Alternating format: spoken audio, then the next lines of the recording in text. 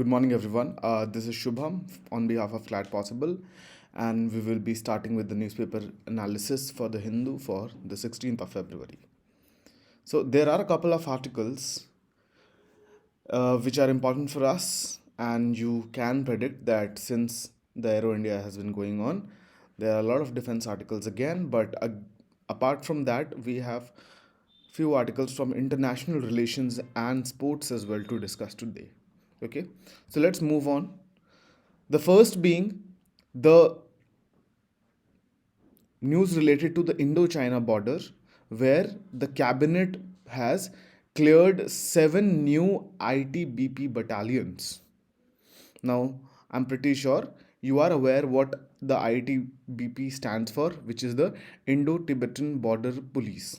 Okay, so we have basically approved increase in number of the ITBP forces, and we have also allotted a sum of 4,800 crores towards a scheme called the Vibrant Villages Program.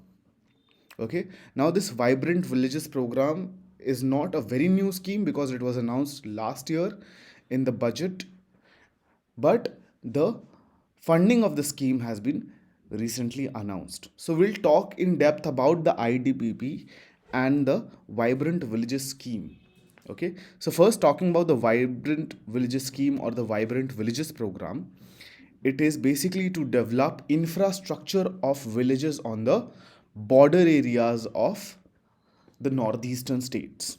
Okay, so basically funding will be done towards building of roads, towards building of livelihood opportunities, okay, in the northeast area to improve socio-economic conditions of people living in the villages of the border northeast areas.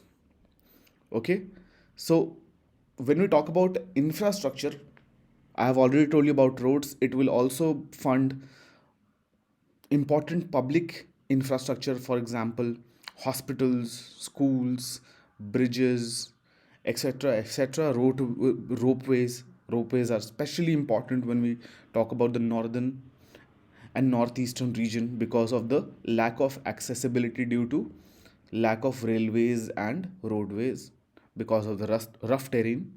Okay, so under the Vibrant Villages program, the target has been in the first stage there will be 663 villages will be which will be we will be covering.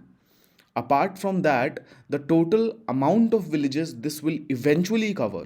So the first stage it will cover 663 villages, but in total it is aiming towards a amount of 3,000 villages, 2966 villages to be precise, in the states of Himachal Pradesh, Uttarakhand, Sikkim, and Arunachal Pradesh, and the Union Territory of Ladakh, which are the states and the UTs which share borders with China.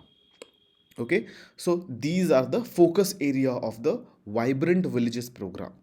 ठीक है, इन villages के infrastructure को we want to improve and we want to better the economic and social conditions of people living in these villages which are adjacent to Indochina border areas. Okay, so this scheme has been funded up to the amount of 4,800 crores. Okay, now let's talk a little bit about the ITBP. Now ITBP, how did ITBP came into existence? It was basically not there when we gained independence, but as a consequence of the 1962 Sino-Indian War. Okay, the government thought that we need to have a force which will be dedicated towards protecting the northeastern boundaries and the northern boundaries which India shares with China. Okay, so under the CRPF Act on 24th of October 1962, the ITBP was raised by the Ministry of Home Affairs. So the ITBP comes under the Ministry of Home Affairs. The motto of the ITBP is Shaurya, Dridhata and Karmnishtha. Shaurya, Dridhata and Karmnishtha is the motto of the ITBP Okay, and the ITBP is responsible for protecting the entire border starting from the Karakoram Pass, which is in Ladakh, till the northeastern end of the Arunachal Pradesh. Okay, so I've already told you that it falls under the Ministry of Home Affairs, and the head of the ITBP, which is a Director General, which is Anish Dayal Singh, who is an IPS officer. Okay, Anish Dayal Singh is the DG of the ITBP.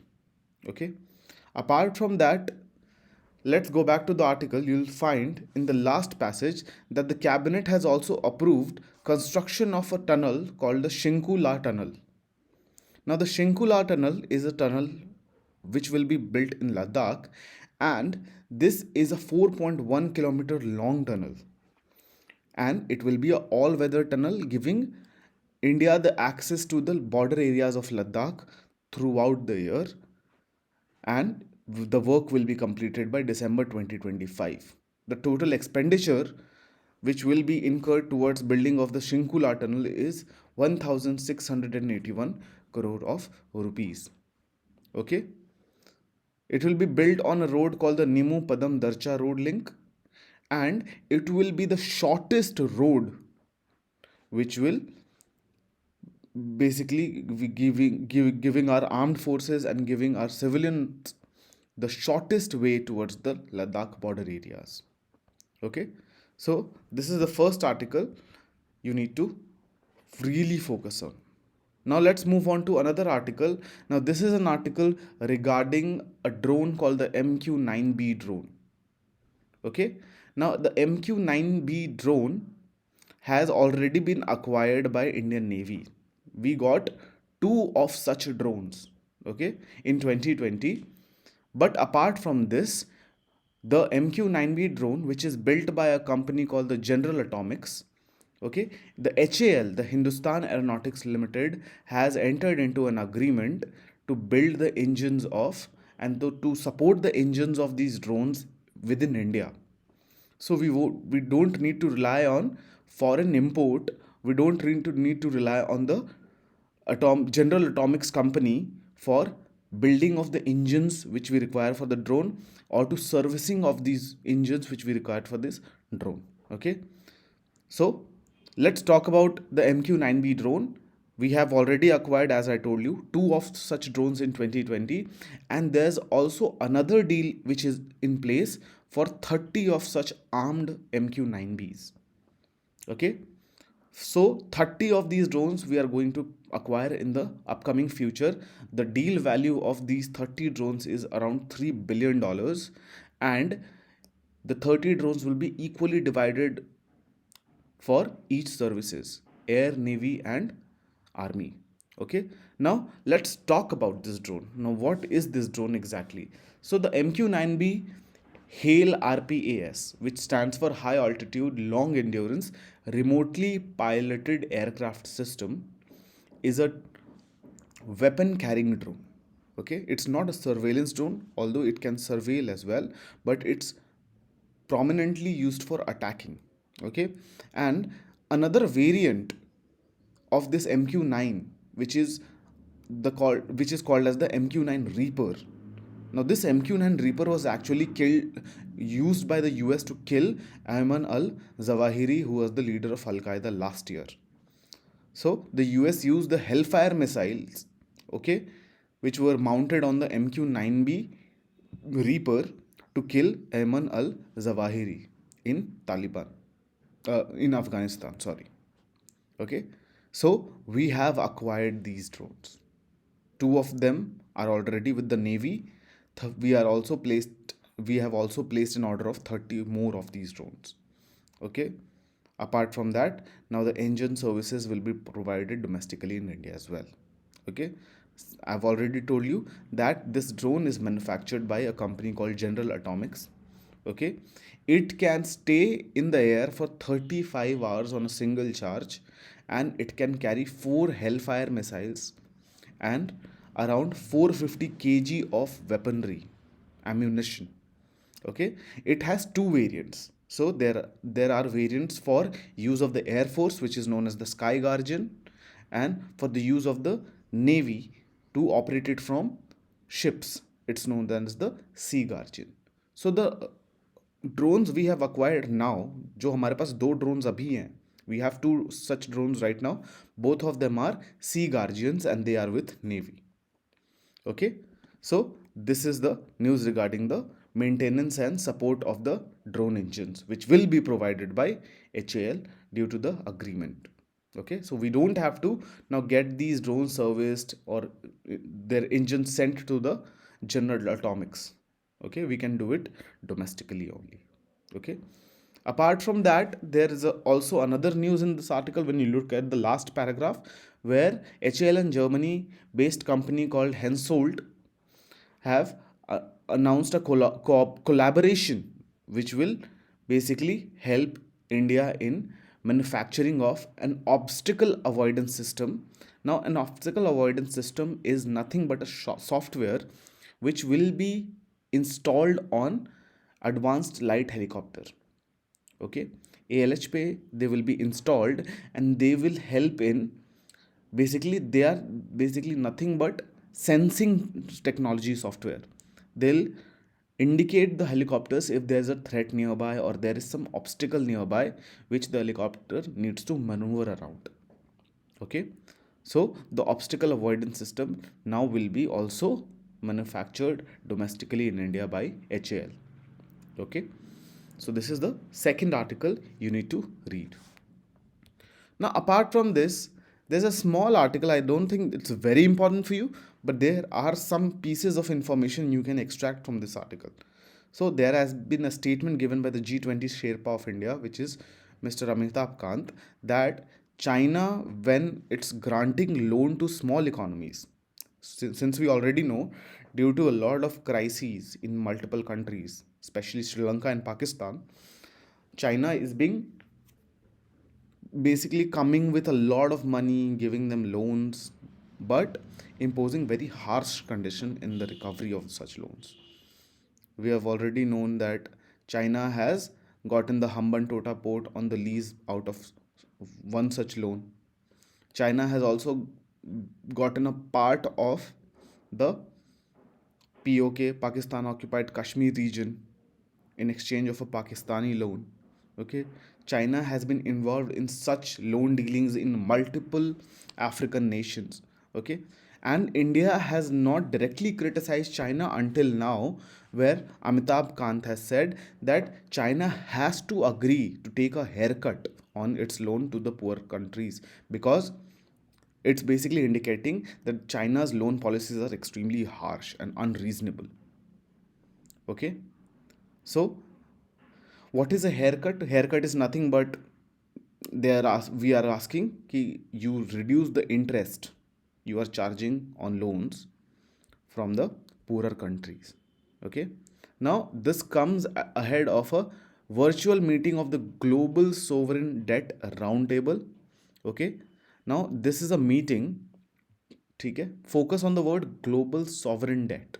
Okay, so it will involve countries which are major creditors all around the world, which gives countries which give a lot of loans to small economies like China, India, Saudi Arabia, US.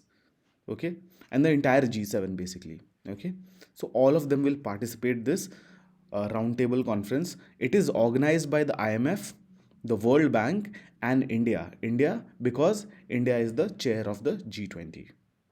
Okay, so these things you can note down from this article. Another thing, that talking about Sri Lanka, this article also talks about Sri Lanka and how Sri Lanka is trying to get a 2.9 billion loan package. Okay, which the Sri Lankan president Ranil Wickremesinghe has said that they are expecting to get the package from IMF by the March. Okay, so now let's move on to the next article,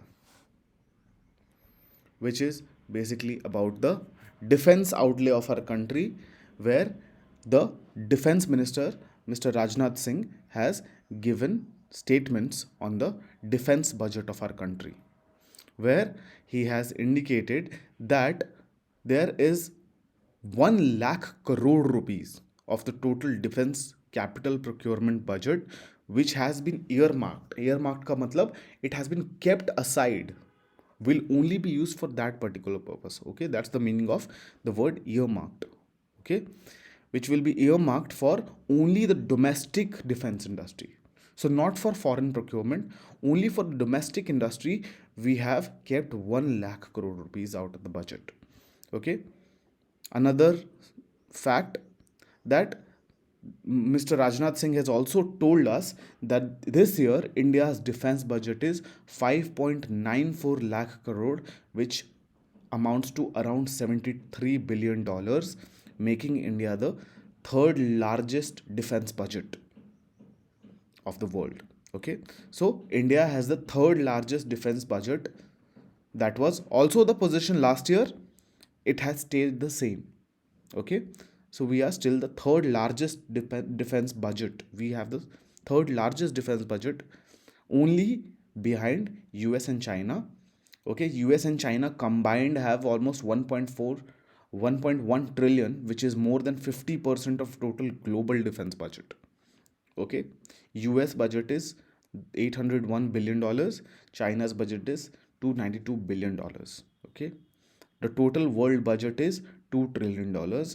When we combine US and China, we see that it's more than 50% of the global defense budget. Okay, apart from that, Mr. Singh has also told us during an Aero India address that the products which were released, so he has also given a list of products which has been released by India during the Aero India presentation. Okay, two of them are particularly important for us because they are missiles. Okay, these are very prominent missiles. First is the VLSRSAM, which stands for vertically launched short range surface to air missile. Okay, it's a supersonic short range surface to air missile with a top speed of Mach 4.5. Okay, we already know Mach 1 is the speed of sound, so 4.5 times the speed of sound. Okay, the range is, it's a short range missile, so the range is 40 to 50 kilometers, but it is also equipped with an indigenous RF seeker. RF means radio frequency seeker. So radio frequency seeker basically tracks down radio signals in the air. So let's say there's a helicopter or there's a fighter jet, they will have radio devices on the board. Okay, these missiles will track those radio signals, and then the accuracy of these missiles gets enhanced because of this. Okay, so the SRSAM is also equipped with the indigenous RF seeker. Okay, apart from that, we have also launched a missile called Jishnu. Now Jishnu is a drone delivered missile, so it's a lightweight drone delivered missile. Its range is also very short. It's a 1.5 kilometer range missile, and the flight time, it can stay in the air for 9 seconds. Okay, the best thing about it, it can be semi automatic or fully automatic. It can be delivered fully automatic, so you can lock a target and the missile will directly go and hit the target, or you can guide it mid-air also. Okay, so VL, SRSAM and Jishnu, which were launched in the Aero India. Okay, so this is the second last article. The last article is the sports article, and no points for guessing. Today the Ranji Finals have started between Saurashtra and West Bengal. Okay, so the Ranji Finals has commenced today. So we'll talk about the Ranji Trophy in a while.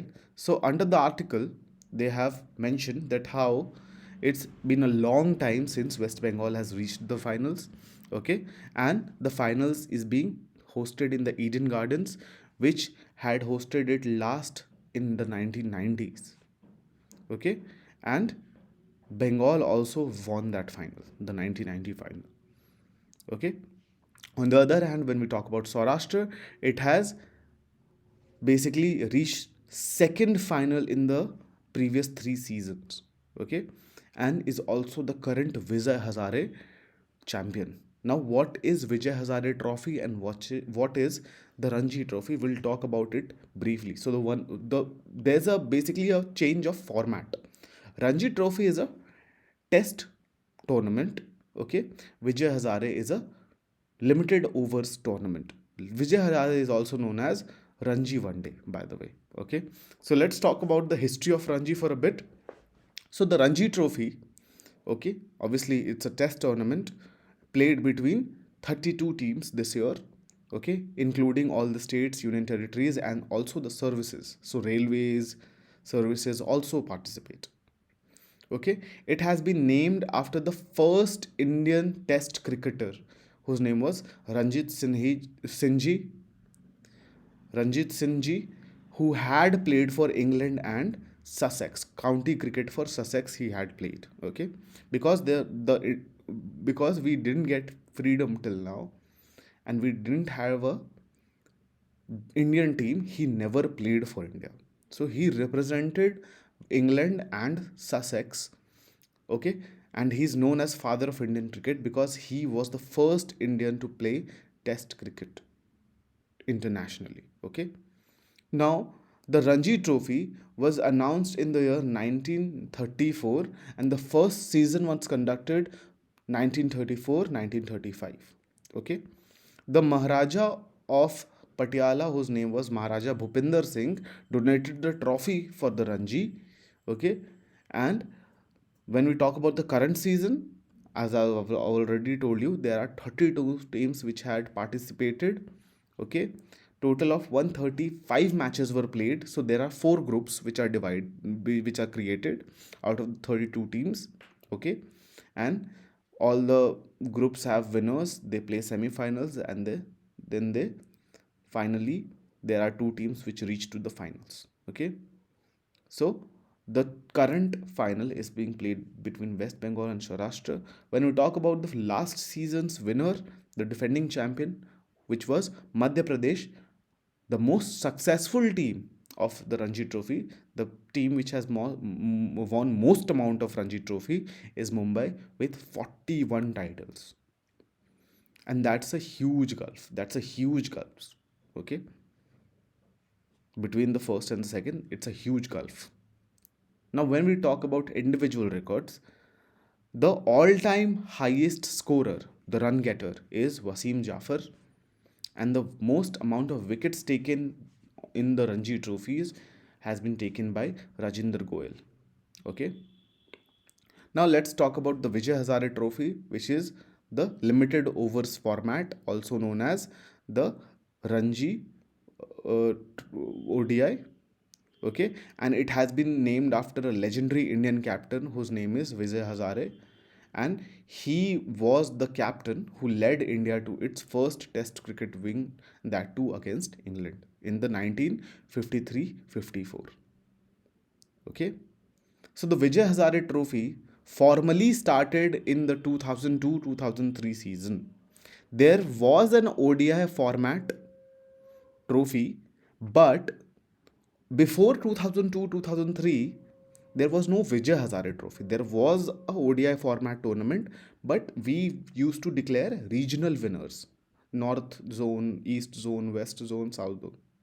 Finals were not conducted. Okay, now this entire ODI format was formalized into the Vijay Hazare Trophy in 2002, and then we decided we'll have semis and finals also. Okay, and the most successful team to win most Vijay Hazare trophies is Tamil Nadu with total of 5 Vijay Hazare trophies. The defending champions is Saurashtra. Okay, so if Saurashtra win, and they are, by the way, they are on track.